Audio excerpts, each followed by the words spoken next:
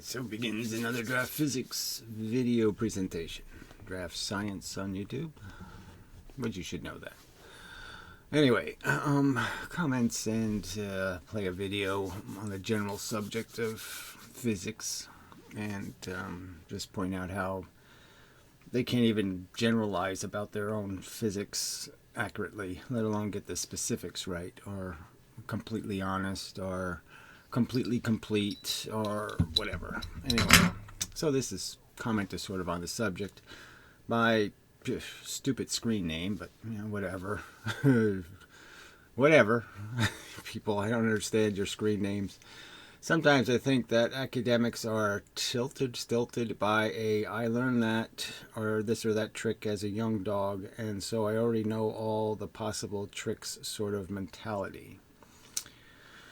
Alright, so again, analyzing the reason why physics makes the mistakes, let's say, why there's this tendency to make a lot more mistakes, I don't know. It seems like they had a better excuse, at least in the past, for making mistakes because they didn't have nearly the vision we have. We can see the world so much better.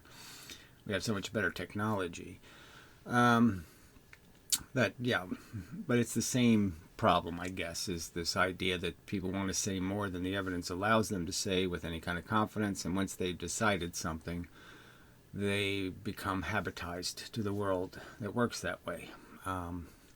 Nobody wants to find out that somebody they really like is in their real personal life a child molester or something. You know, they don't like to see their heroes tarnished or behave in some unheroic manner. They resist it desperately. You shouldn't be able to get even a biased jury. Shouldn't want to be letting murderers free and stuff, but clearly there's people with such strong biases, they'll ignore all the evidence, they don't care about the truth, and they'll convict people or not convict people based on the absence of any justification for their belief.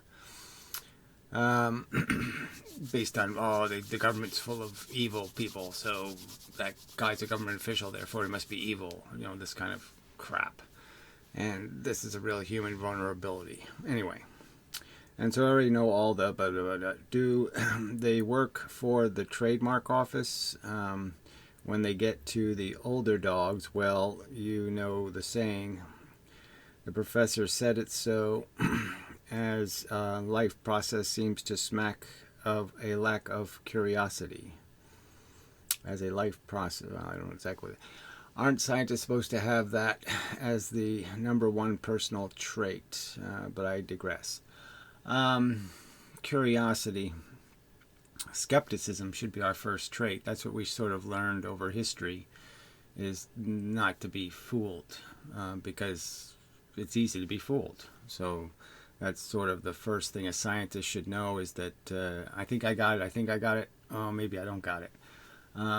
That's a liability. You have to be careful about this jumping on a bandwagon of any kind, and you have to give everything time. You have to be patient, and they're just not patient enough, and it becomes fanatic. Like I said, once they've established a relationship to it, they don't want the relationship to end. They don't want their pet theory to die, just like you don't want a pet to die. It's almost that obvious. All right, your site has been very interesting to read. I follow your logic for a new, really not new since it's Newtonian style of thought. I just don't even like the idea of breaking things down into Newtonian versus something else. The contrast might be solid geometry versus mush, solid versus mushy. It's hard to come up with the right analogy, but obviously the new physics is a new physics based on what I think are just extraordinary claims, a bunch of magical, invisible things doing things, and invisible in their real sense, like they don't have a place, they don't have a position, they're amorphous, they're everywhere at once, and there's just no evidence the universe functions that way. Their own their theories counter themselves, right? I mean, they come up with quantum field theory, and why they like that? Oh, it's because that one's more solid geometry. It ignores real sources for why the field is in any condition it happens to be in. But it is correct in the sense that at least this way, they're at least acknowledging that there's action in the field. Anyway, difference. I mean, they're still only measuring difference, and they're not measuring, because that's what we see as energy. And they're not recognizing that underlying the difference is a lot of the sameness. See, there's 3 things over here, and there's 3 things over here, let's say. Okay, and so what they're acknowledging in the field is if there's 4 things over here, they see the 4th thing. But they don't see the 3 and the 3. So they're missing, most of the energy in the universe by not acknowledging its existence, by only seeing what's different between 2 circumstances. Well, anyway. But anyway, yeah, I just don't like I don't like this comparison. Just because of the way they have framed this notion, as if Newtonian is archaic, and all it is incomplete, and that's not a crime from anyone rational's perspective. Considering the crude tools Newton had to work with, he did very well. All right, theory of the universe. I don't know which theory has the most appeal to me. Yeah.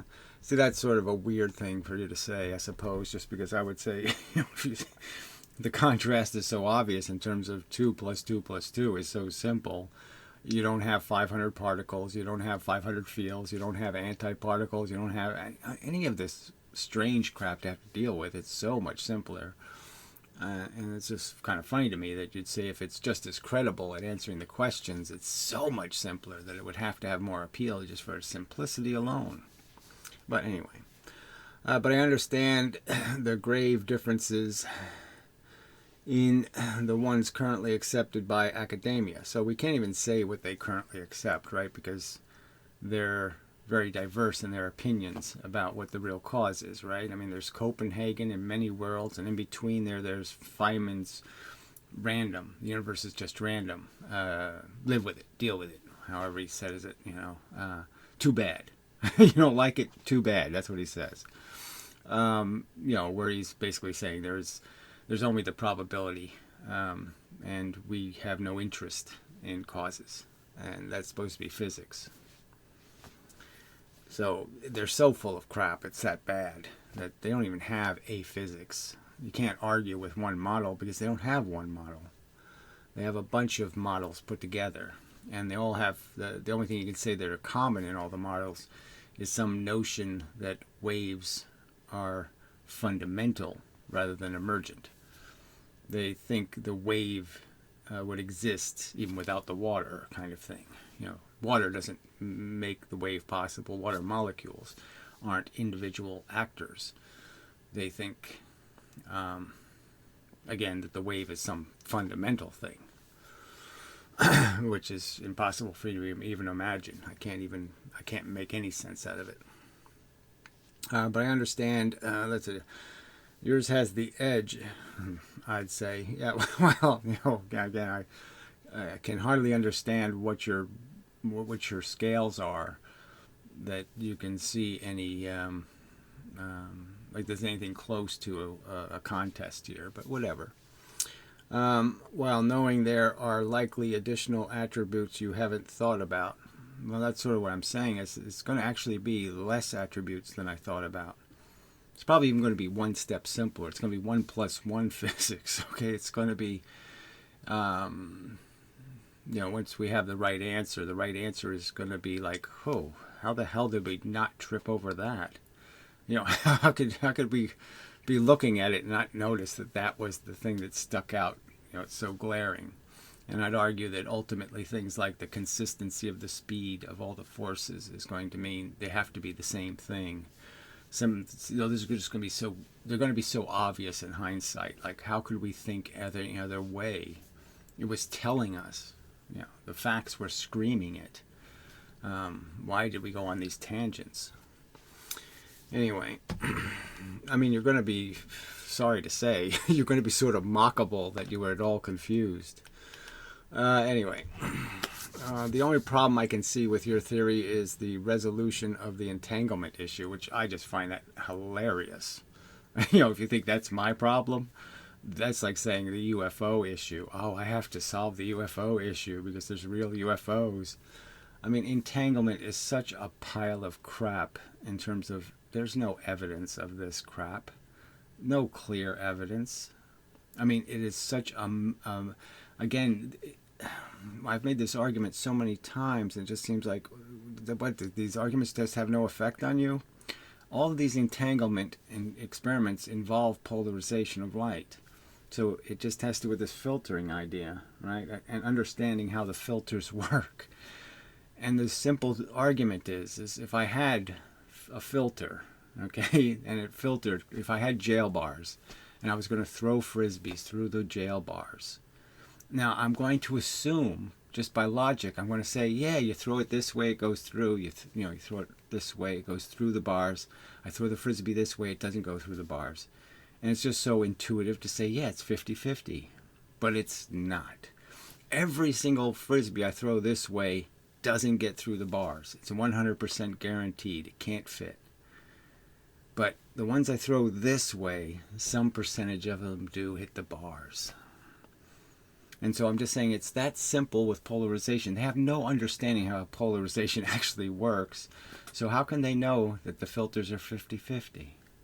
They never done any testing, really. Do you see any testing of what actually happens with a polarizing film? Have you seen anybody measure how hot the film gets, or do any tests that would be at all elaborate about following the actual energy that's going through the filters? None. Okay? And yet they're relying on assumptions about outcomes that they've never tested. It's like the whole interferometer argument. The half-silvered mirror as a beam splitter. I've pointed out how glaringly inadequate that is as a notion of two equal beams. They can't possibly be equal beams. It's not possible. So how can you have a premise? Okay, you're starting off with an assumption that you have two equal beams. And they're fundamentally not equal. And that just logically you can understand it. I shouldn't have to draw this shit over and over again. But none of these points have been answered by any of these assholes. Not a single one of them. This isn't a terribly convoluted thing. So you'd say to that, like the AB guy and all these people that critique, this isn't a hard problem for you to solve. So the simple argument is, look, it's a diffraction gradient you're shooting the light through, the beam splitter, and the light that goes through the little spaces gets diverged, and it diverges through the whole path. Now, what does that mean, diverging? Here's the straight line, right? This is time t, right? This beam doesn't get to here at the same time. Okay, it takes this beam. This is a longer distance. You already have a beam that's traveling more distance because of the fact that it's not traveling straight. And then every time it's reflecting off the mirror, there's a component of that misdirection, right? These angles, it's angle in, angle out, right? So you're multiplying these angles. This isn't a simple, straightforward experiment at all. So one beam is doing this, and the other beam's doing a little straight liney thing, right? Until you get back to the end of the experiment. So at one end of the experiment, you have a beam that's in all kinds of ways been diffracted and reflected, and you have the other beam that hasn't been. It's been a completely straight path until the very end, and then it does a little tiny bit of spreading. How can you base results on something that has so fundamentally a wrong assumption? Equal beams to start with. They're not equal. And so, anyway, just get it back to entanglement is so thoroughly unproven as a concept.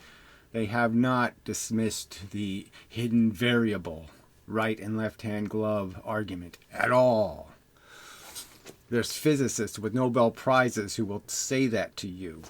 Okay, so this is just crap. Anyway, Chinese scientists have from a satellite transmitted split beams of entangled photons. So again, says they have done any of this stuff. LIGO detected waves from black holes. Says them. All right. Photons to desperate locations. These photons have been shown, see, you say they have been, to exhibit evidence of entanglement. Says you again. No, they haven't. You can't even, I've read the paper, that paper, I remember I read it, and it was like all this crap on encryption and so little on the actual experiment. And you're just like, oh, so all, see, this is the kind of thing like a person, like a scientist would say, encryption is like such an uninteresting subject. Oh, you were the people who want to hide something? Is that it? Oh, we need encryption because we have to hide stuff from people. Who cares? I mean, I just totally not interested. Okay, there's ways to have a vault that somebody has to have the combination to get into, and that's good enough for me. I don't need a world any different than that. Video camera, that's all. I don't need the world encrypted. That just seems like, oh, gee, it's so much more productive now because we're all encrypted. What a pile of shit. People with stuff to hide. Anyway, even long after the originating beams have been turned off. So again, this whole idea that you think they can actually follow a photon through its whole life process. Yeah, no, they can't. They shoot billions of them. So they shoot a whole bunch of photons, billions and trillions, and make assumptions about the group behavior. Okay, but they're not following any photons. All right, anyway, I would really appreciate a reconciliation of your Newtonian style, no, my rational style explanations with the entanglement issue. Well, once you prove there's UFOs, then I'll deal with UFOs. But until you prove the existence of one with something called a real evidence, not your cigar shit, not your pictures with strings in them, some kind of real piece of evidence. All right, which is a reality a fuck or something. Again, you're buying it because they said so, right? You don't have any real understanding of how they conducted the experiment, right? And all the assumptions built into their experiment. No, you have no clue. I like most of your stuff. Keep up the good work. Blah blah. Yeah, I don't know what to tell you though. If you're convinced that you've been shown really good evidence of entanglement, then you're sort of hopeless. I mean, if you can't admit that evidence is, what? You don't have a videotape, right? You don't really have any real evidence. You have the evidence like any magician trick, right? They can do a magician trick where I can write a number on all the things in my room here, right underneath it, and then I can ask you pick a number, and then I'll just pick up the object and show you the number, right? Because I already know the number 5's under. The number 5's under this little camera, right? I mean, I can do a trick and make you think I have ESP, but it's a trick. And I'm telling you, entanglement experiments are just tricks. Don't have anything to do with reality. All right, back, I think. All right, so next comment. So it's Flyora's decided to comment a few times here, so whatever. I'll go to the video she linked to anyway. Regarding potential energy. Okay, regarding potential energy, just words. Things don't have potential energy in the sense that they have circumstantial energy. So I could say that there's potential energy inside the battery, right? That's one truth. And then I could say, well, I gave this battery potential by raising it against gravity. Very different kind of potential, right? One of them we know is a chemical circumstance inside the battery. So the atoms have some potential because they have been pressurized. They've been filled up, so to speak. And so that's a very different argument than I've circumstantially put something in an environment where it's going to be imbalanced with the rest of the environment. That's not really something it did. It's not something it has. So this really doesn't have any potential energy in the space it's occupying. It's not in any way transformed. It doesn't have a velocity, doesn't have anything. Doesn't have momentum, doesn't have energy in any real way, except its identity is different than the environment. The environment has gravity in it. And it's the environment with the gravity in it is hostile to this position. And so I have to hold it against that gravity. but it has nothing to do with what the thing has. It has to do with the circumstance it's in. So there's circumstantial potential, and there's real potential energy, you could argue, and they're very different. And so they should never use the word potential energy. It's a silly understatement. It's too inspecific to the form of the energy. All right, why doesn't an object like apple stay in the air, like midway from the top to bottom? I don't know what that means. Why does it have to fall all the way to the ground? So it should run out of potential and just stay here? It should only fall halfway down or something, or I don't know what that means. The force is like rain. It's falling all the time, so there's no reason for it to stop until you put something in its way. So you could argue that this battery has the potential. When I'm holding it here, it doesn't have the potential to fall to my hand. And it doesn't have my potential to fall to my hand here. You can understand that, right? I mean, I could just keep lowering my hand and changing its potential. I didn't change anything by putting my hand under it, right? Except something circumstantial. So theoretically, the battery has potential to go all the way to the center of the Earth. That's its theoretical potential.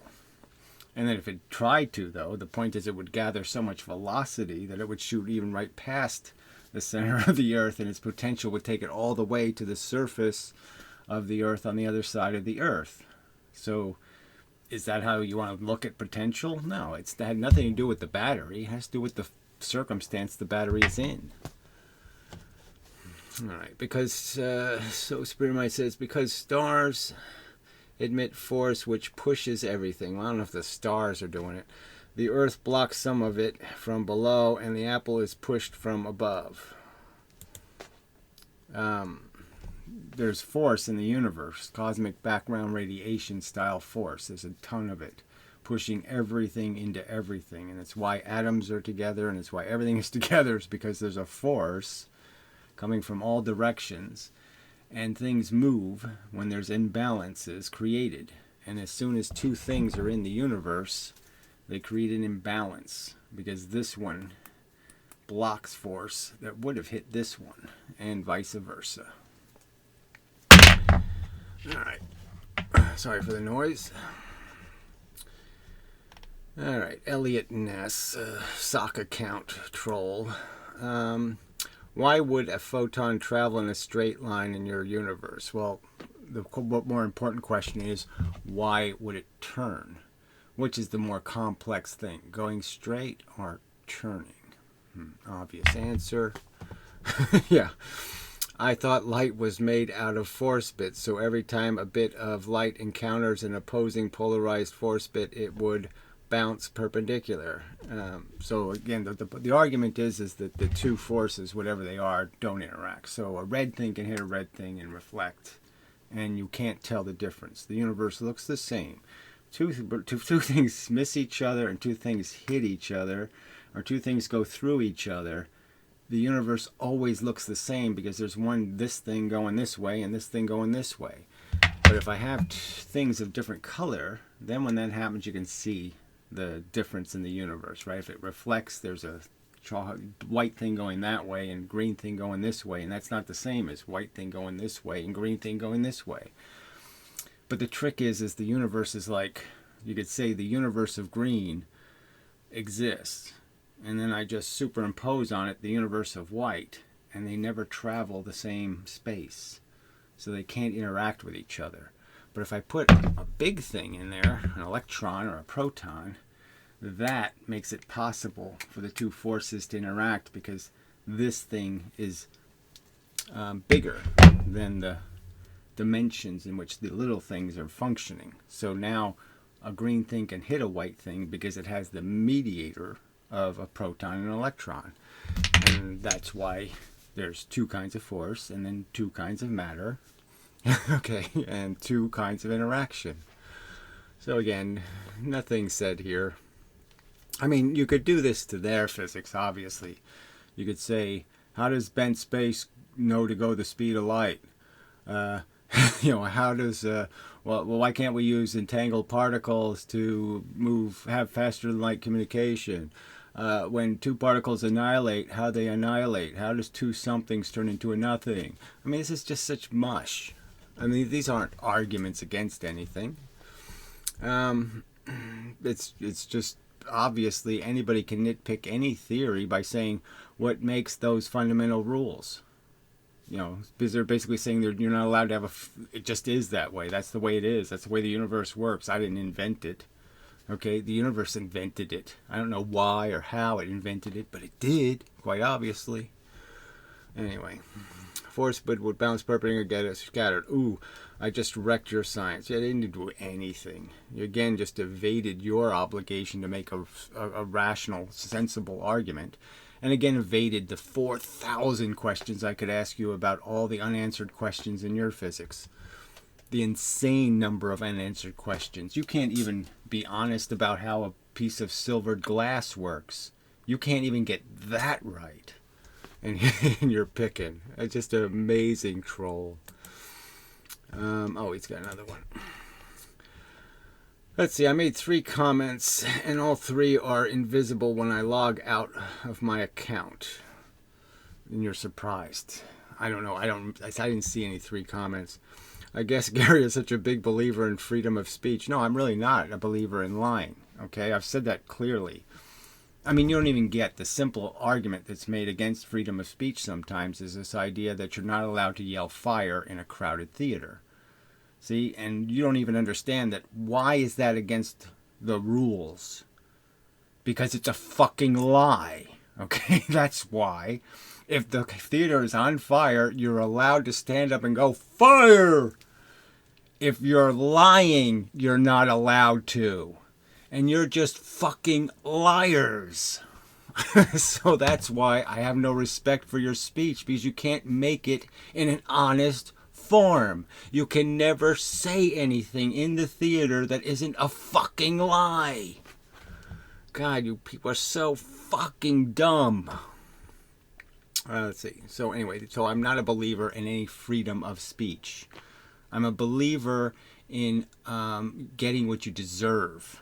I'm a believer in fairness. I'm a believer in those concepts. I don't believe trolls have some universal right to make noise anywhere they want to and as much noise as they want to distract anything and everything that's taking place. I have a right to speak.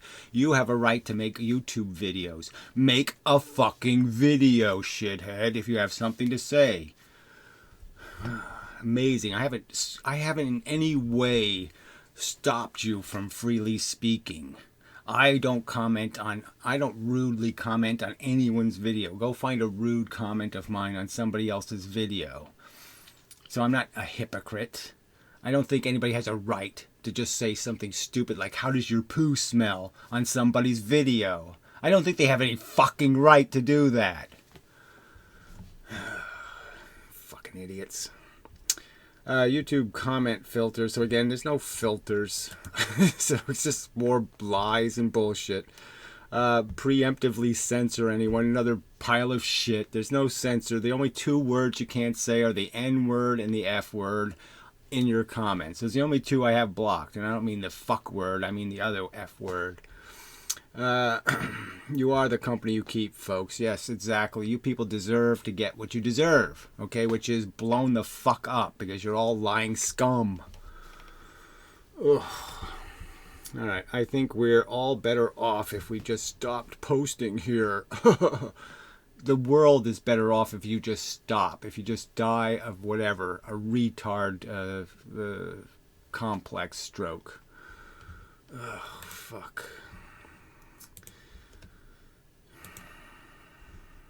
I mean, really, these people have to be just blights. They're just fucking pus, you know, flowing on the earth. Ugh. Ugh. There ought to be a law against it. By the way, Googling semiconductor, you dishonest POS. So somebody says a transistor blocks electricity in one direction. It's just like saying a car is a wagon. Okay? I mean, you can make some stupid argument that cars are wagons, but they're really not wagons, okay? They have engines, they have steering wheels, they have all kinds of things that make them something completely different. Now, yes, it's true that a transistor is essentially made out of a diode. It has 4 wheels, so it's very cart-like, but it's completely different in its function. It's not used as a diode, it's used as an amplifier or as a signal trigger. If you want to use a diode, you only use 2 layers. You don't bother with the third layer. You don't. So something with 3 layers, you don't call it the same thing as something with 2 layers. It's just logical. And so it's just kind of stupid to say transistor is diode. That is the function of a diode. It's just a cart. It's not just a cart. But this is the crap they hang on. They think that's an interesting subject, is the semantics of when a diode isn't a diode anymore. Right? I mean, you know, if we said photodiode or we said phototransistor, what would really be the difference between the two? You know, so but just go ahead, play your silly games, and we'll see if that impresses people. I'd have to say the only person that's going to impress is an idiot, as an argument. So fuck you.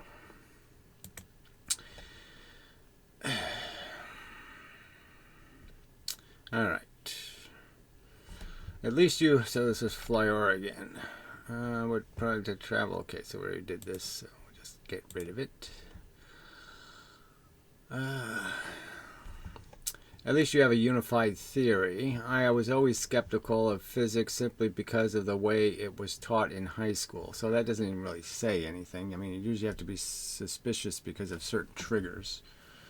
You know, certain things that don't make sense. Now, when they were talking about inclined planes, oh, that all made sense. You know, certain things they talked about in physics, they said, yeah, that's angle in, angle out. Okay, yeah. Certain things made sense, but photons doing this and all this complex behavior from the simplest thing in the universe, yeah, well, that's when it went south for me. Anyway, I felt like it was a fraud, whatever that means. Just theories passed down and maths. Well, see, those are the kind of general statements that just don't serve much purpose. Clearly, 90% of physics isn't bad. You know, there's nothing wrong with it. 90% of the equations and the understood relationships. There's nothing wrong with it.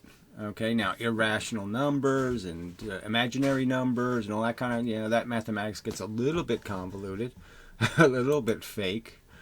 But anyway, my physics teacher even said we make up as we go along. Well, it's true of everything. So again, those aren't statements that are of much use. Refinement is a constant process. You're always constantly trying to say it better or understand it better or to word it better and all of that crap. So, even though I don't base my entire existence on physics, whatever that means, what is superimposed? Well, I was using it in the sense of the word superposition. Used to mean how things were individuals. Okay, that's what it used to mean. Things were individuals, and they could radiate a force or a smell, and the smells didn't interact with each other. Like, okay, so, stink and stinkier could have smells radiating from them, and the smells, they really wouldn't interact. But if the nose got a whiff of this, or this nose got a whiff of that, that's when they would react. So the forces had to actually hit the matter before you had an action.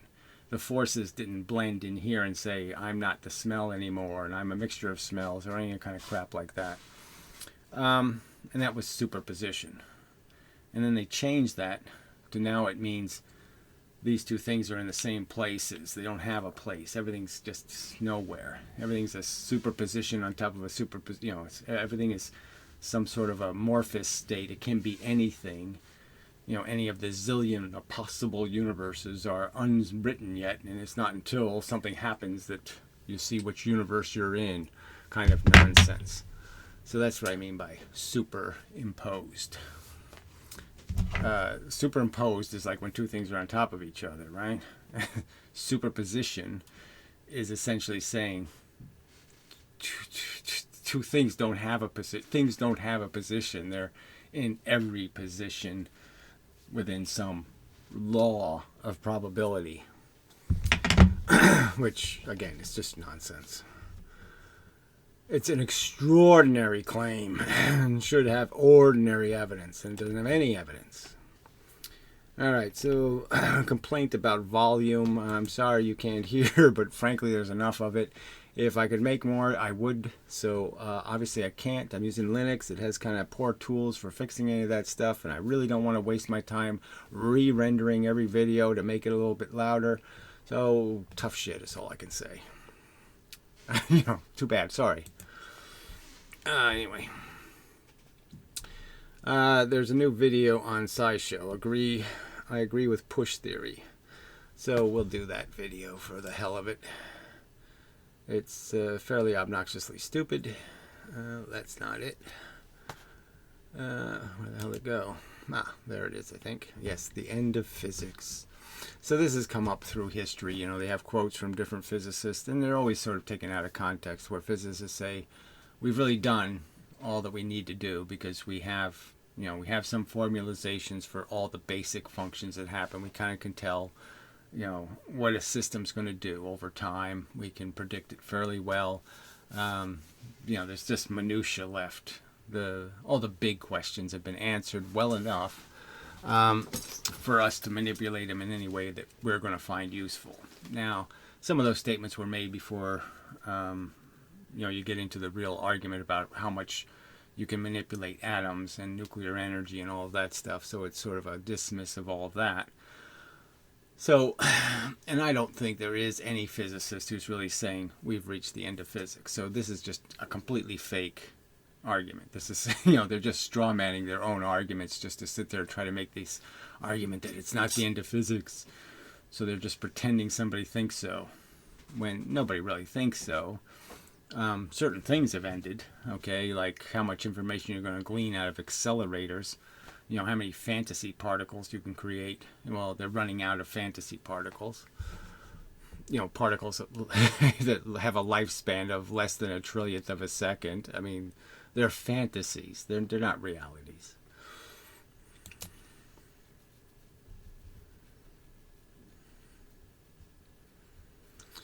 Intros. Hate them.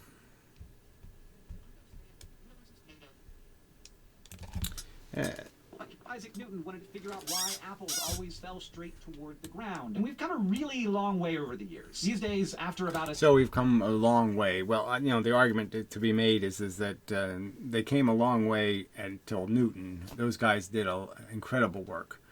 Okay, and then the Faradays and Maxwell, well, I don't know if Maxwell, you have to really give the credit to all the other people who did the work that was in Maxwell's compilation of their work. I mean, Maxwell just took what they did and made it better. So Ampere and Volta and all these people did lots of experiments, and some of it they drew sensible conclusions, and some of them weren't so sensible. Century of incredible research in fundamental physics, we have a pretty good idea of the building blocks that make up everything and the rules that just... All right, so let's understand. They really don't have any clue. I mean, they can't explain the energy for gravity. They have no energy for magnetism and electricity at all. They just have no physical, real mechanism at all. Nothing they have to account for and where it goes and where it comes from. Nothing. Okay, they call it a virtual photon, but they have absolutely no clue. Where the hell that come from? Where the hell was that thing? How did it get here? No clue. Describe how they interact. In fact, our fundamental picture of the universe seems so nearly complete that it's led some people to suggest that we... Okay, so they haven't even figured out the lifespan of a galaxy. They don't really have any evidence to prove that they're getting bigger or getting smaller, that they're spiraling in or spiraling out. I mean, they have so few things they can say with any confidence. They still haven't even proven with any kind of real hard evidence that light is bent. So yeah, obviously the story is far from complete, far from finished, far from being in any rationally a form you could be at all confident in.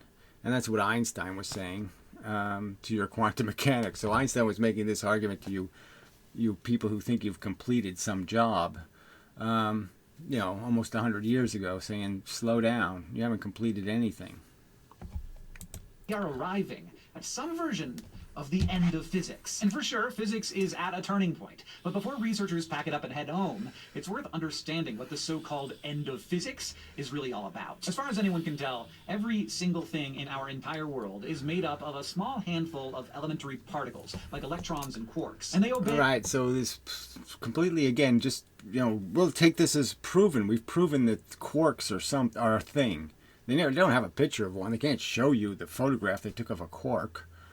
Okay, so they're just again going to say this is what it's made out of. When we know the real things, the real deal is protons and electrons. And we know that the neutron is probably it adds up mass-wise, and it adds up in terms of how it decays into a proton and an electron.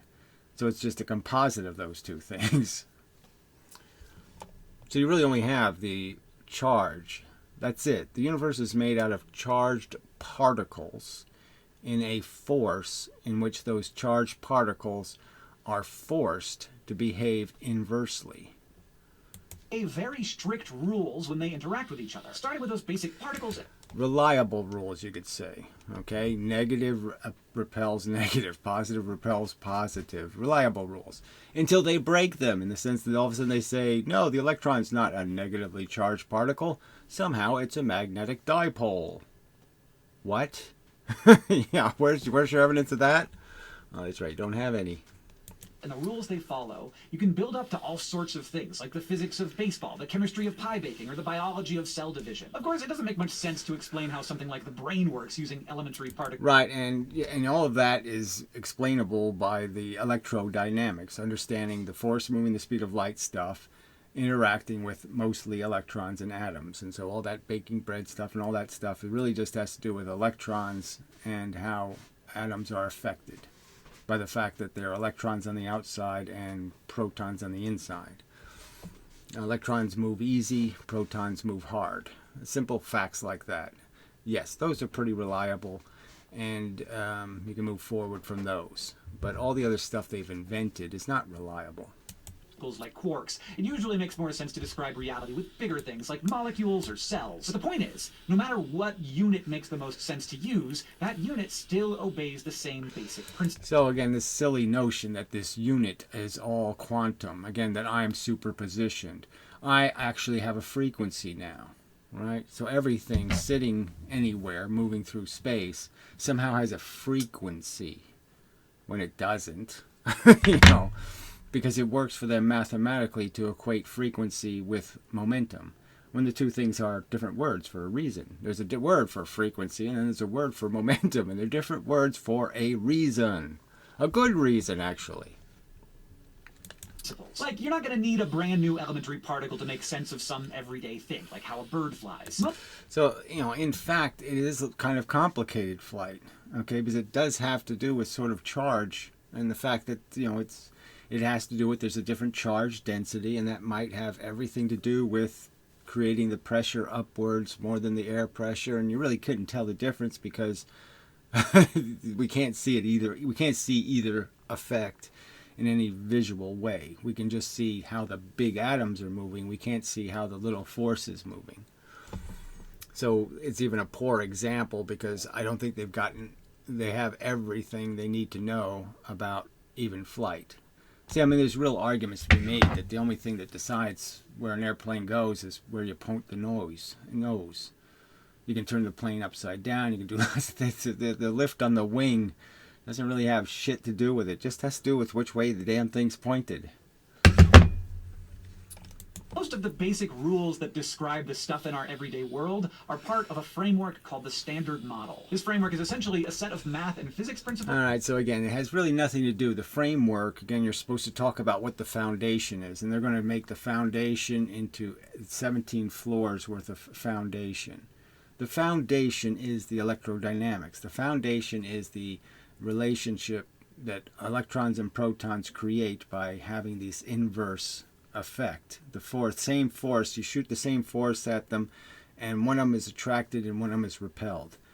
That's the most interesting phenomenon in the universe. That's the one that the whole thing is based on. That's the starting place. All of this crap, okay, is superfluous to that function. That function is 99.99% of physics, okay, known physics.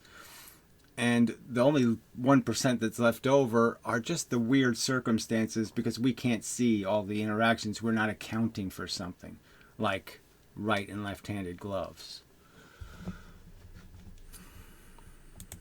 That describe the fundamental structure of the world as we know it. It includes 3 of the world's 4 fundamental forces and the couple dozen particles related to them. Those 3 forces are the... So again, the forces are all one force. They all move the same speed. So gravity is the same speed as electricity, it's the same speed as magnetism, is the same speed as the interaction between protons. And it's all the same force, and it's just that same force under a circumstance. And that's it. You put an electron between 2 protons, guess what? The protons can get really close together. Okay, it's not a strong force, it's an incredibly weak force. Electromagnetic force, the strong force, and the weak force. And they fit neatly into the standard model. But there's one more fundamental force, gravity. They really don't fit neatly. So again, that's another argument where you're contriving to fit. And doing it in this moronic manner, again, they say, well, we've got it all fit. And so now they've taken an electron that has a negative charge and somehow they've made it into a dipole. So it has a north and south magnet in it somehow. How is that possible? When we know that if I put an electron on top of a proton, I've just made magnetism. You know, if I keep doing that, electron, proton, I keep stacking those things and I orient them in a matrix, I'm going to create something that's innately magnetic. As soon as I take the geometry of atoms, you know, atoms pointing in a lot of different directions, I stack them on top of each other, that's what I'm going to do. And we know it's atoms that are creating domains.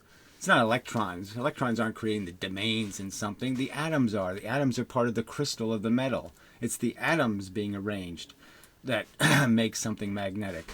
It's the fact that there's an electron and a proton, and those two things are what's creating the polarity. I mean, man, this is just so stupid. It's not the electron spin. You know, they're not even close to the right answers to any of these questions. They have so little evidence to defend anything they're saying. They don't even, you know, they say, oh, look, use the Stern-Gerlach experiment says. They're doing an experiment on atoms, silver atoms, ejected at high temperature, and saying, well, I can tell what an electron spin is from that atom. How did they do that? No, they didn't do that. Just nonsense. And it's a little bit of an oddball because it's not neatly described by the physics of elementary particles like the other forces are. So it doesn't fit into the standard model. And that's part of the reason there's no theory of everything that neatly ties up. Right. Because obviously the attraction between, in the case of gravity, is so overtly obvious in the sense that it's obviously movement that is causing the effect. You have to absorb movement. That is, you have to absorb, when you move somewhere, you're absorbing force to move. And when you absorb that force, something moving the speed of light, it's not going to get to the other place. And so it's going to move towards you because now its field's imbalanced. And then once it moves towards you, that means it absorbed force that would have gone somewhere else and it's not going to get there. So the thing's going to move. And that's the fundamental, that's the mechanism that causes gravity. Now, gravity isn't happening in real time because the gravity you fall into is the gravity the stuff on the ground is already made. I don't fall in the gravity I'm making. I'm falling into the gravity the ground is making. Well, more precisely, the ground on the opposite side of the Earth. When the opposite side of the Earth moves towards me, right, when the Chinamen push down on the Earth, okay, they're absorbing energy that's not going to get to me. And now I'm going to be pushed down towards them by the imbalance. All the forces and particles in the universe. But even without a theory of everything, the standard model and general relativity do a solid job of describing almost everything. They don't describe anything, okay? They provide absolutely no insight. It's just like saying angels did it, gremlins did it, magic dust did it, fairies did it. It provides absolute zero mechanism. A virtual photon is not a mechanism. They don't draw it for you. They can't draw you a virtual photon, right? They're never going to show you how a magnet works because they can't draw they can't give you a rational description of their mechanism. Because you know what they're going to have to do is they're going to have to say something stupid like, well, okay, the charge is here, and it shoots a force out to this object over here, and when the object hits, this thing moves towards it. So this energy, like a photon, that's why it's called a virtual photon, because they know it's frickin' energy. It's going this way, and somehow it makes this go this way. And they're never going to be able to explain that. They're never going to make that sound rational. So they'll never draw you a picture of their physics, because their physics doesn't make any sense. And again, I've already pointed out, I mean, such simple freaking failures. I mean, colossal failures in their understanding. They're just so obvious. This field line argument. Again, they have a magnet sitting here, and they play this stupid game as if there's a flow of stuff going from this north end into the south end, and it's flowing in this direction. There's something flowing here. There's nothing flowing here. That's not the truth. All I have to do is take an opposite particle. I put an electron here, right? The electron goes this way. I put a proton here, the proton goes this way. This flow doesn't mean anything. All I do is invert whatever I'm testing with, and the flow ends up going the opposite direction. The flow, there's no rivers, there's no cycling of anything. No, there's a force radiating. Okay, if you simply understand, this is perfectly Maxwellian in terms of this is exactly Maxwell's math. Okay, is if you converted this into red, said this is red stuff, and you said this was blue stuff coming out of this end. All right, what do you see here? Purple. Okay, that's what you're going to see here. The two colors are going to mix. What are you going to see here? Red. What are you going to see here? Blue. Oh, other way around. That's the real force. And so all you're saying is measure the push to the pull. If I put something here, how much is it pushed away by this object, and how much is it attracted by this object? And that'll tell you its position. Where's the balance between those two? And that will show you this line. This line is just an evidence of where there's balance in the field, not where there's flow in the field. I can't get that simple thing right.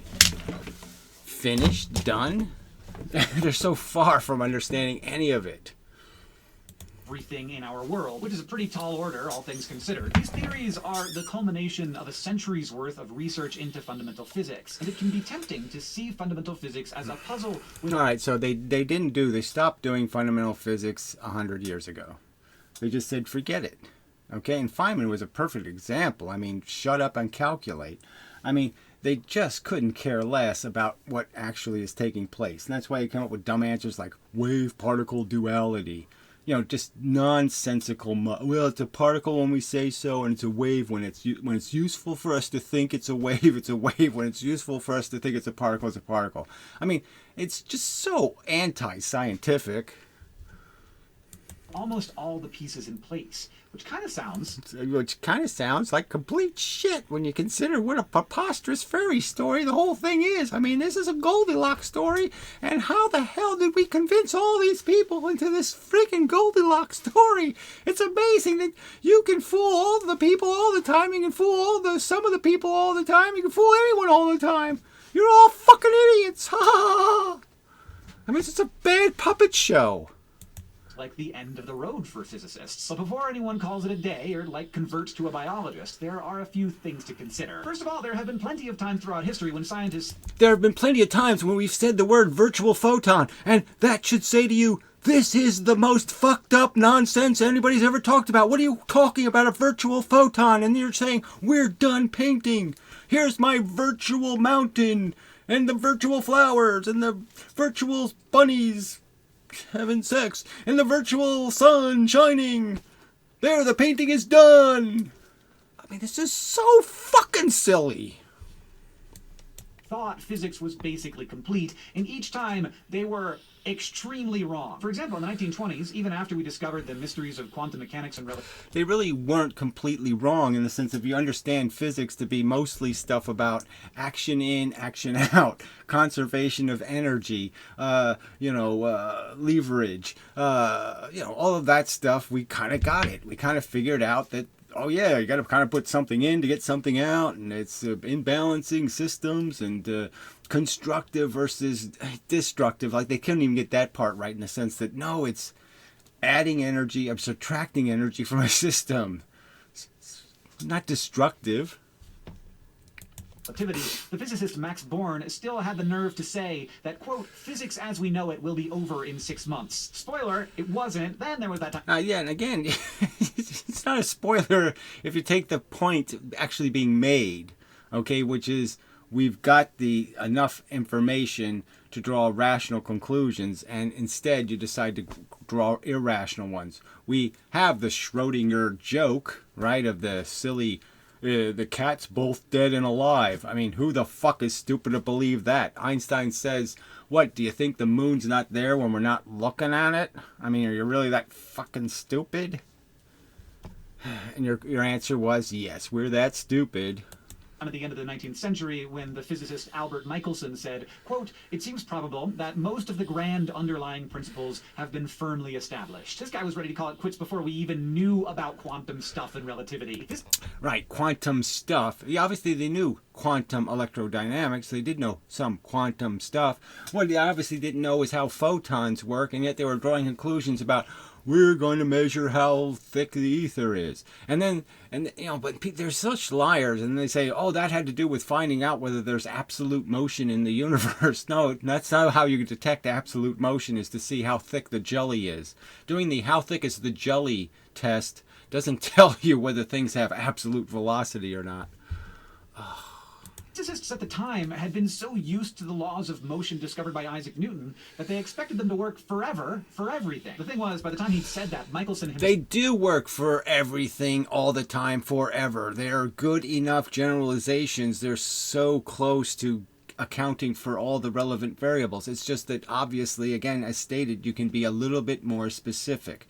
They don't work when the two things are right next to each other for sort of obvious reasons, right? If I have two things that are very uneven, a tiny point and a big long surface, and I put the little point right next to the big long surface, obviously you could sort of see that this thing now is going to get exposed to radiation from all kinds of surfaces all along this line, where this one isn't. That there's going to be a disproportionality. Like this is almost an infinite plane from this thing's perspective. And this is still a tiny little point from this thing's perspective. Yeah, so the mathematics has to change. It's those kind of subtle nuances is the only failure of Newton's equations. It works as long as you don't have something like a processing sun. If the center of the sun's gravity is processing, that is, if the center of its mass is changing because the mass of the sun is actually moving towards the earth. When the earth moves towards the sun, an equal amount of sun to the earth's mass moves towards the earth. That's happening. Okay, and that means that the sun isn't, its center of gravity isn't stable. And so that's the only thing Newton's equation didn't account for. Everything else works just fine.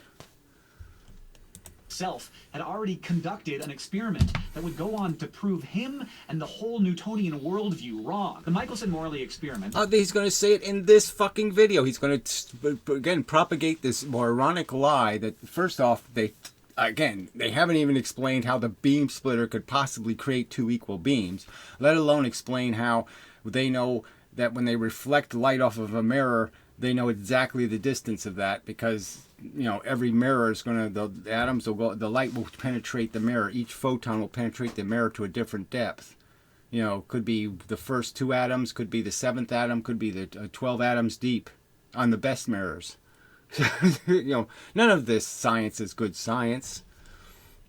As it's called, provided strong evidence that there isn't any... So he says strong evidence. Again, they always use these terms. That's strong evidence. No, it's weak evidence in actual fact. It's really poor evidence. It's a marginal experiment even when it's performed perfectly based on your assumptions. What if some of your assumptions about how things happen, like beam splitters creating equal beams, are wrong? Universal absolute reference frame. So, universal absolute reference frame. There's no such thing as a frame in the fucking first place. So there's no way for you to say there's no universal reference frame. And so all you're doing is playing some kind of game. Again, and you know, these logical questions can be asked. If there are frames, then why can't I put a frame inside of another frame and then violate the speed of light? There's absolutely no reason I can't do that. So this whole thing is just stupid. Things have, velocity is a real thing. Momentum is a real thing in the universe, and everything has an absolute position. There is something in the universe that's not moving. It's dead. It's not moving. It's a fact. And then there's stuff that's moving the speed of light relative to it. And that's it. Everything can be measured relative to, as Newton's way of thinking suggested. That experiment was crucial in paving the way for relativity and the move from an absolute to a relativistic. So again, this is not an experiment to determine whether there's an absolute reference frame. It was an experiment to determine if there was ether drag, which is completely different, which would be an assumption that somehow light is dragged when light can't be dragged. Light always travels a distance at exactly the same amount of time, always.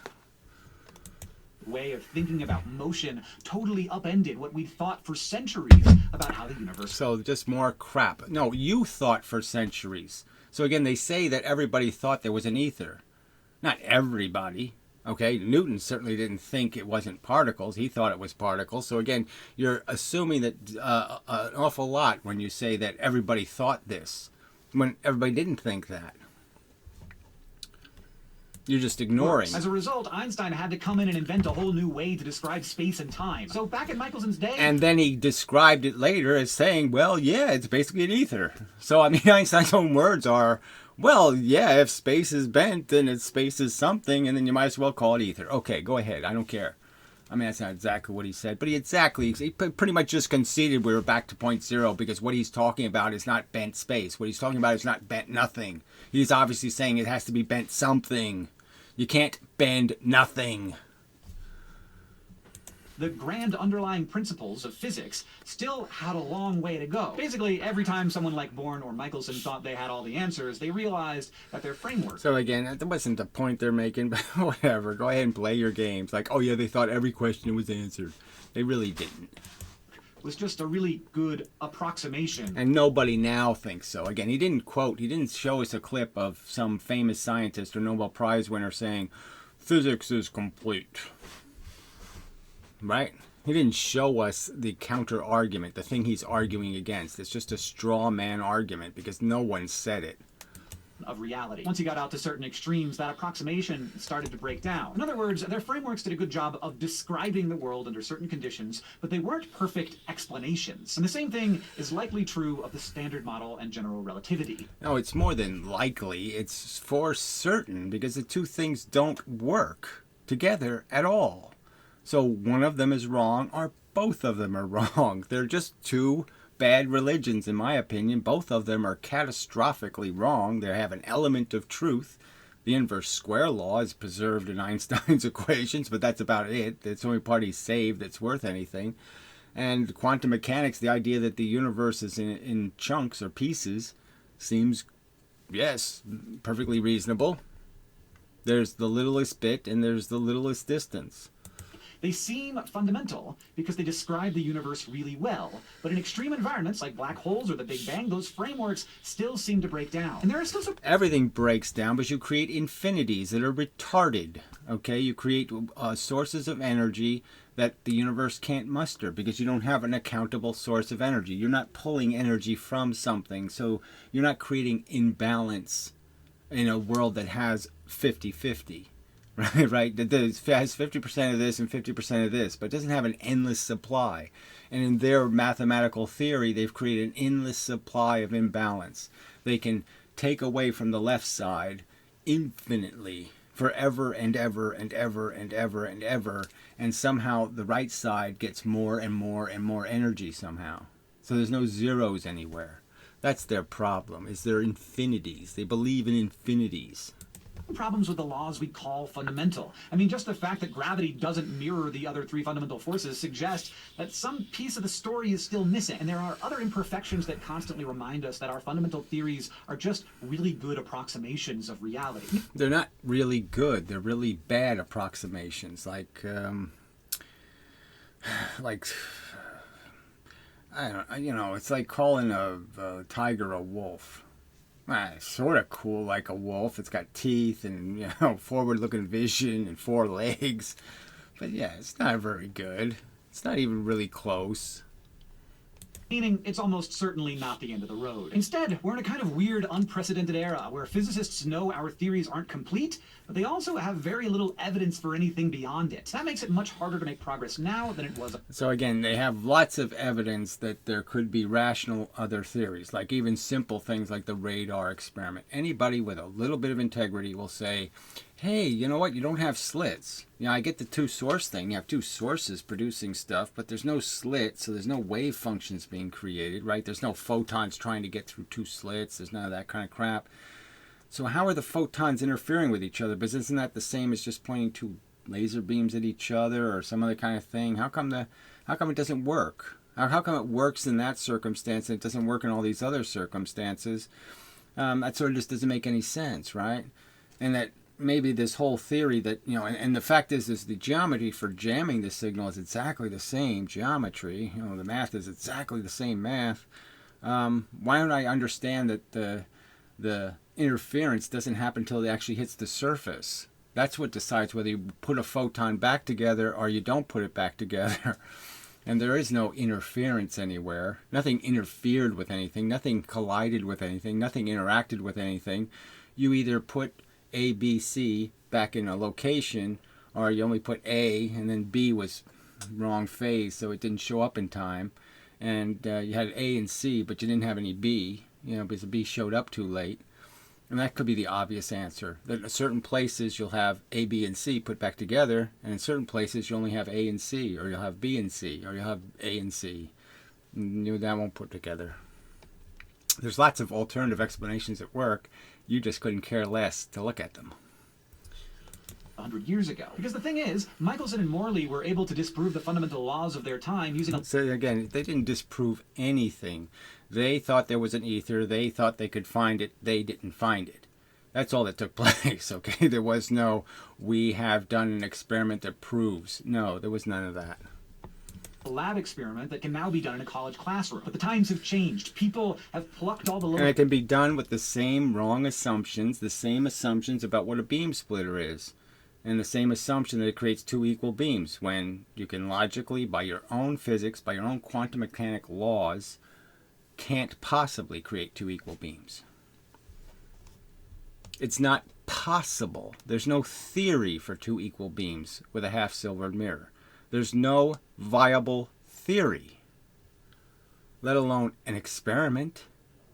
Hanging fruit. If you want to make discoveries about fundamental physics these days, you need really big experiments. In 2012, the large... So let's understand, you want to make big claims, just go ahead and make an experiment that's so fucking technical, so convoluted, you need hundreds of people, thousands of dollars, billions of dollars, blah, blah, blah, and then you can fool all the people all the time with it, because there's nobody who's going to be able to go through all those pieces and find out where your flaws are in the experiment. There's just nobody going to have the time to do that, and you're not going to give them the opportunity, because you're not going to really videotape the experiment. You're not going to give them the evidence to say, oh, this is where your assumption is wrong, because you're not going to publicly expose your data. Hadron Collider at CERN in Switzerland discovered the last particle missing from the Standard Model. A particle that really only was missing in the sense of one guy says it's so, and it doesn't fit really. It's all over here by itself. It's not really a boson, it's not really this, and it's not really that. It doesn't fit in any of the right categories. So yeah, somebody predicted the oddball particle. And and it's a silly thing. It doesn't. They 1 minute's a particle, 1 minute's a field. 1 minute, they don't have any definition of what this thing does, or why the fuck where you can account for its existence. I mean, they say all of this shit is inside of an atom, and yet when you add it up, there's just the mass of the electrons and the mass of the protons and the neutrons. Where is all this shit that's in there? Where are all these things, these extra bits that have mass, and yet you can't see it anywhere? I mean, such crap. The Higgs boson. That was a gargantuan international collaboration involving billions of dollars and thousands of scientists and engineers and an army of support staff. You're simply not going to find an undiscovered particle without that kind of tech. Okay, you're not going to be able to make up a preposterous lie without a whole bunch of curtains. Okay, to create your Wizard of Oz, right? You need a bunch of curtains. You need a bunch of men behind a bunch of curtains pulling a bunch of bullshit. All right, levers to make your fantasy Higgs boson. You know, yeah, I can't make one in my garage. Damn it. Because then somebody can repeat the experiment and point out, hey, this is the part that fucked the whole thing. See this half-silvered mirror? It doesn't create equal beams. Duh. Yeah, so start over with a real beam splitter, fuckhead. Your theory is suck.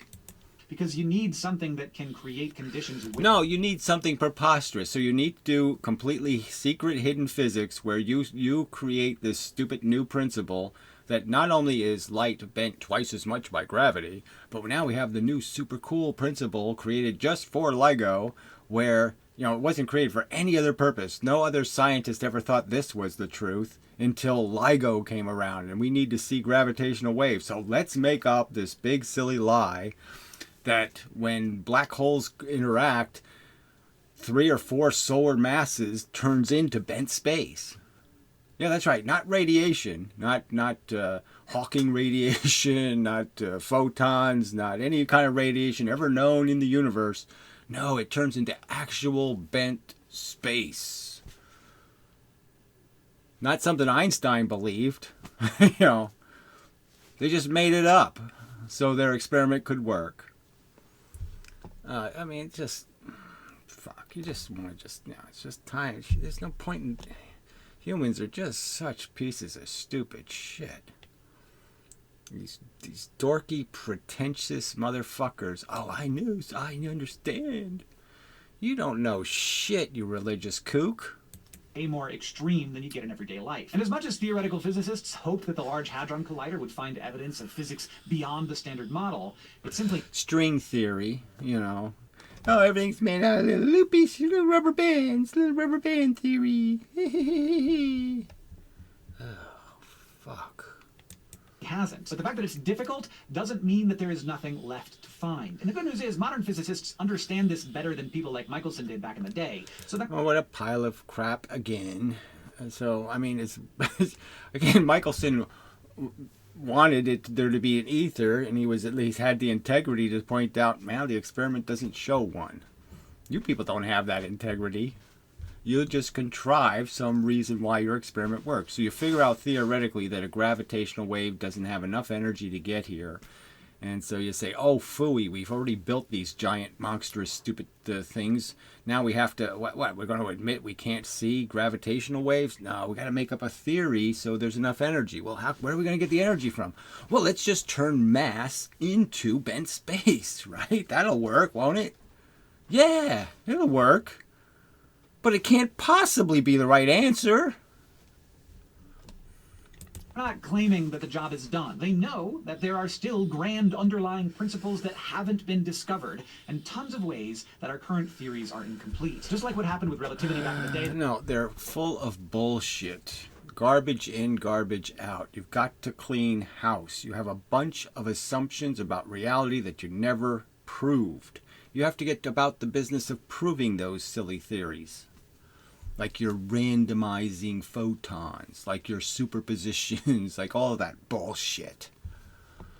The solution to the problem will likely be a whole new theory that only looks like this. Yes, it'll be a whole new theory that sounds so much more logical that when a photon's going through a slit, some of the photon energy goes right next to the surface, and some of it goes right through the middle, and those two places are spatially different. There's more electrons near the surfaces and less electrons in this middle part.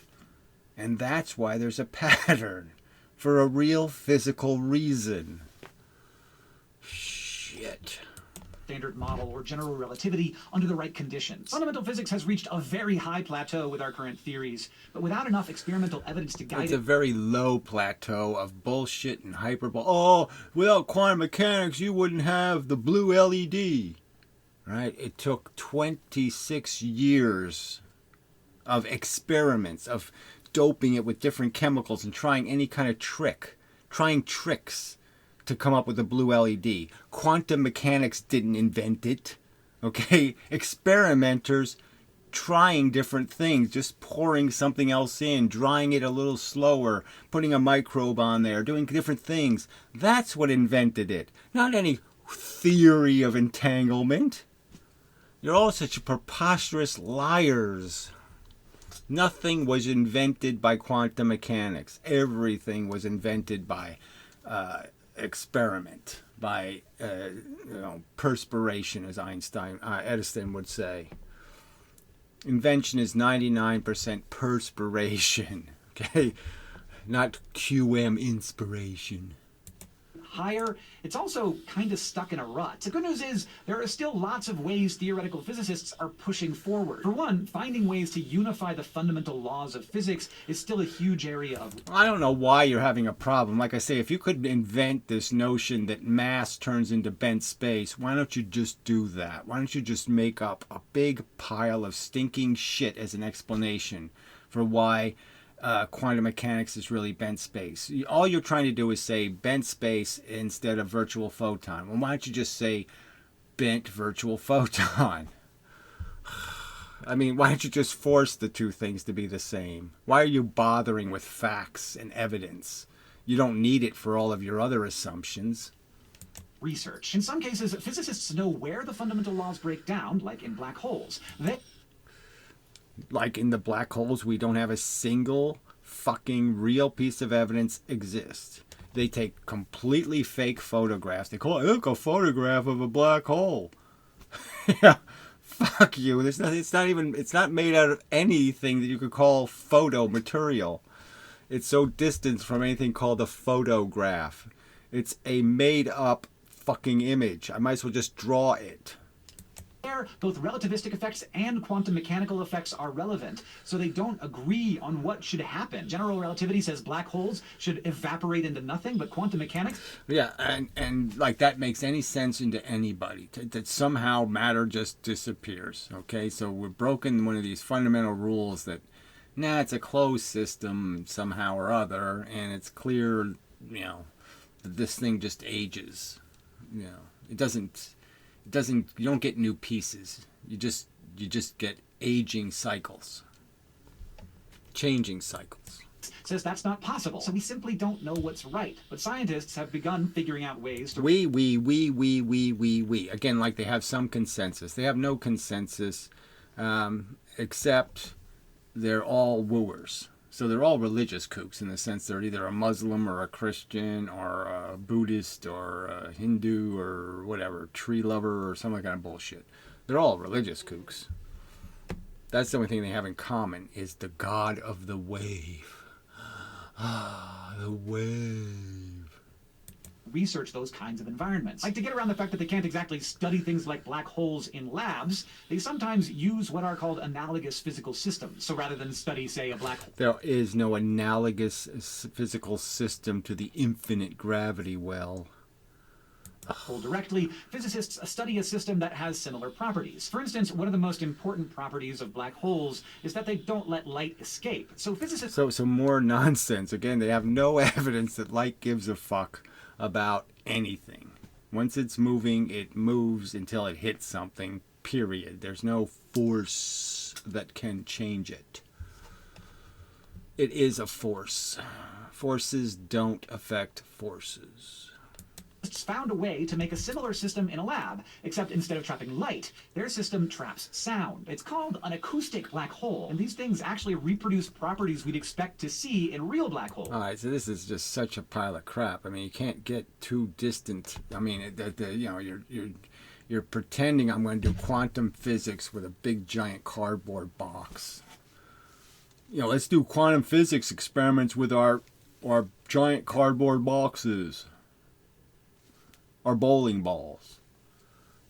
No, there won't be anything analogous. Scientists are hoping that they can help figure out the real fate of black holes, since relativity and quantum mechanics disagree. Another team of researchers found a way to put ultra-cold helium atoms in a state where they behave like Higgs boson particles, and they were able to use that to study the properties of the Higgs even before they had discovered the Higgs boson itself. The properties of the Higgs.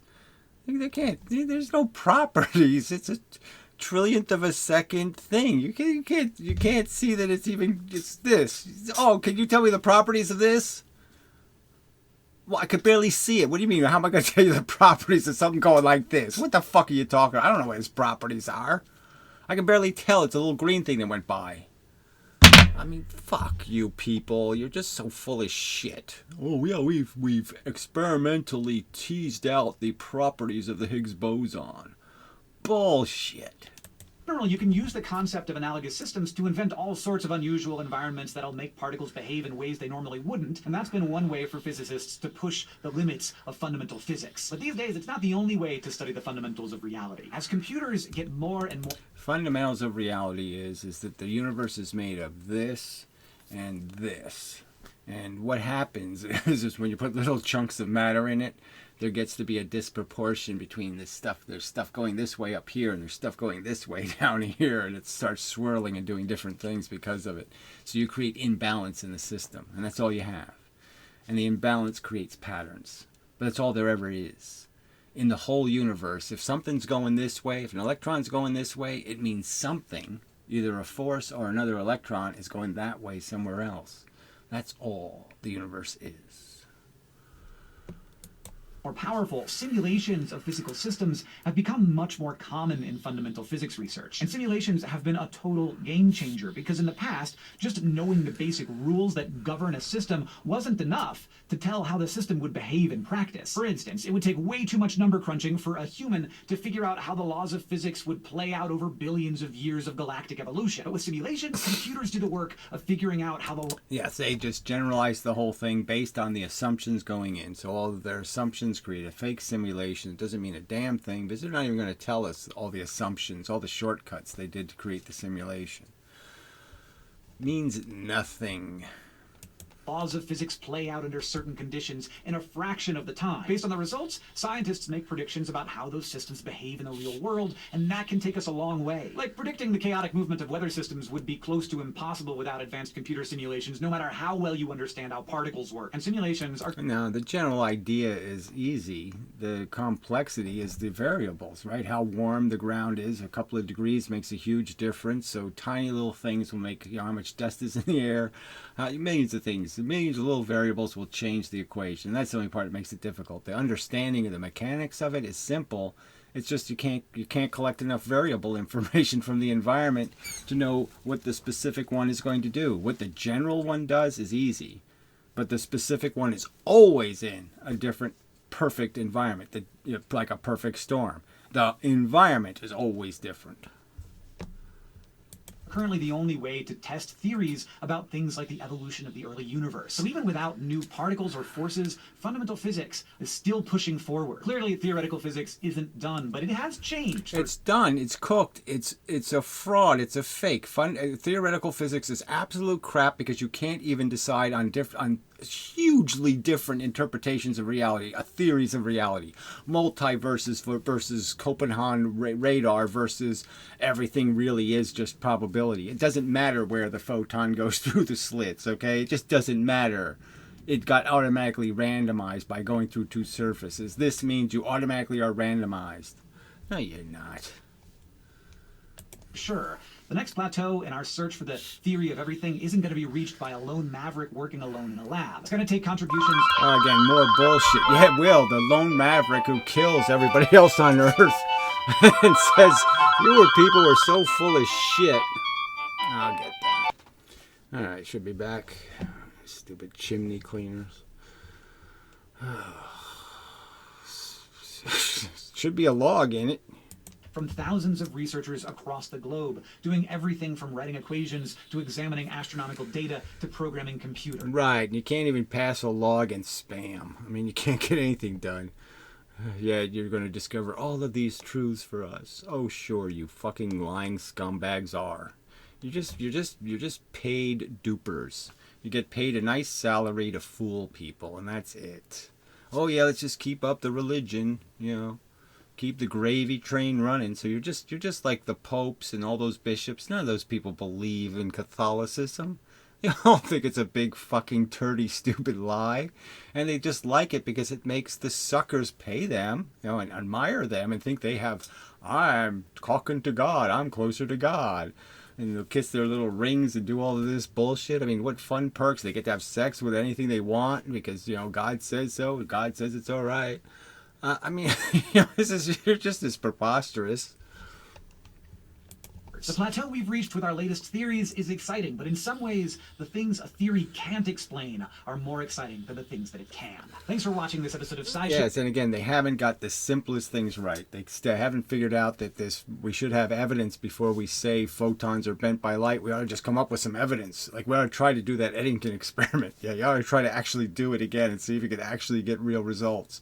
And maybe even do it from space, because it works so much better.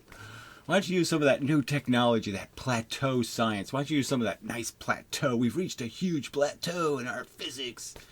And yet you can't, when there's even when there's the most perfect eclipse over the most technically advanced country, you couldn't be bothered to do one of those experiments.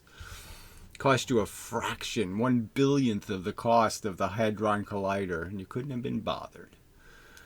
Oh, God, and here you are fucking hawking this crap. You ought to be so fucking ashamed, you propagandist turd. So if you're interested in learning more about fundamental physics, you can check out our 4-part series that covers each one of the fundamental forces. It begins with the strong force, and you can get started with that video right after this. And you don't have a clue how protons and electrons actually work. If you did, you'd figure out that neutrons are a proton and an electron. If I put a neutron next to a proton, the two protons will get closer to each other. If I have a north face of a magnet and I stick a south face over here and I stick a south face over here, the two south faces will end up closer than they could be if they were without the north face in between them. You get it? I put a little thin north face magnet, so the magnet's pointing down. And then I can put two south magnets right next to each other. Like, they're so close, and the only thing in the way is the little north piece. Yeah, that's the strong nuclear force. Newsflash. God. This is so depressing. People fall for this crap.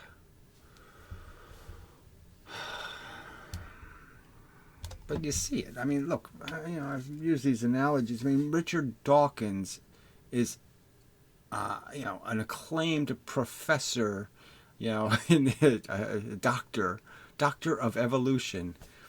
And he writes a book called The Greatest Show on Earth. I mean, you have bugs drilling holes in other bugs and laying their eggs in there, doing all kinds of horrific things. The carnage is insane. It's so much carnage. Acid burning things, aliens. I mean, it's like aliens with, acid vomit and all this kind of, it's all these horrible things going on. And it calls it the greatest show on Earth. I mean, they're just clueless loonies. So yes, the biggest liability the Earth has is the smart people are idiot savants. I mean, they're retarded in a fundamental way. They can't get the ABC part right. Yeah, they got XYZ right, but they can't get ABC right. So they're useless. They're more useless than the dumb fucks. I don't know. They're more guilty, that's for sure. They could know better so easily, and they just choose not to. Because then they don't get to wear their pretentious I'm superior suit. Ugh. God, I just hate it here. Hate it, hate it, hate it, hate it, hate it. Oh, Sean Carroll. Fucking idiot. Anyway, alright, so enough of the video. And so till the next time and such. So forth and whatnot. Nothing worth nothing worth it, yeah. Till next time. Lament. Endeavor to persevere, Gary. Endeavor to persevere.